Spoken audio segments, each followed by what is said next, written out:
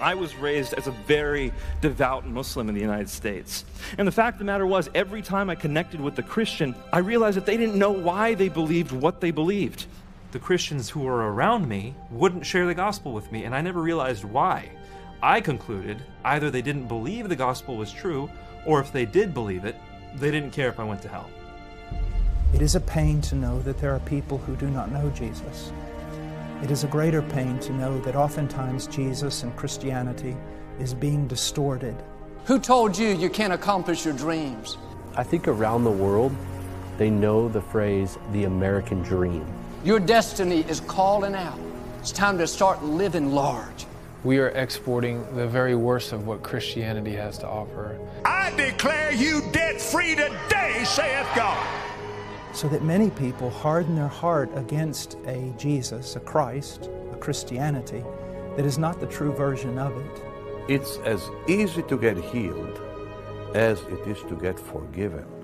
I live in Texas. We are considered the buckle on the Bible Belt.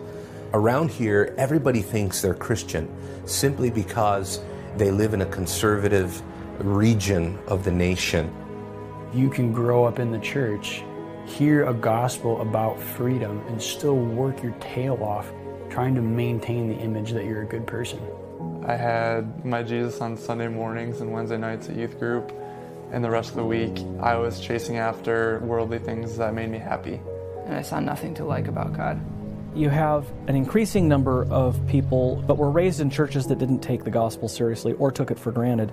Wow, like Jesus died for my sins? That's so convenient for me. I don't have to go to hell, but I'm going to go do my own thing. And surprise, surprise, they don't know what they believe or why they believe it. We're assuming that people understand the gospel. I think it was Christian Smith who said that what we're seeing nowadays in the American church is the rise of what he calls moralistic, therapeutic deism. How to make people moral. You know, I look like this perfect golden child, but I was so dead. A place to go to feel better about themselves. I'm asking you to feel good about who you are. And so as a result, we're seeing a church in America that's becoming ultimately Christless. So if we're following the gospel thinking it's all about us, we've missed Jesus' words entirely. The fact that we were raised Christian doesn't make us a Christian. We have to have a supernatural rebirth. I went from somebody who hated Jesus to a guy that loved Jesus and spent all his time at church. Why? When you come in contact with him, you change.